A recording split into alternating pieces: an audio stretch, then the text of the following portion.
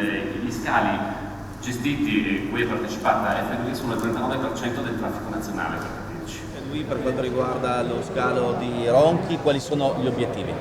L'obiettivo è portare più vettori in Friuli Venezia Giulia, quindi garantire maggiore capacità di mobilità a cittadini e imprese della nostra regione. È uno di quei passaggi fondamentali che stiamo portando avanti nello sviluppo logistico del Friuli Venezia Giulia, che vogliamo fare diventare piattaforma logistica del centro ed est Europa. Per farlo dobbiamo utilizzare tutti i mezzi che abbiamo a disposizione, tra cui anche la partecipazione di un socio privato qual è F2I, per portare avanti l'obiettivo. F2I, ricordo, è il principale player tra gli investitori negli scali aeroportuali italiano, gestisce più di 60 milioni di passeggeri.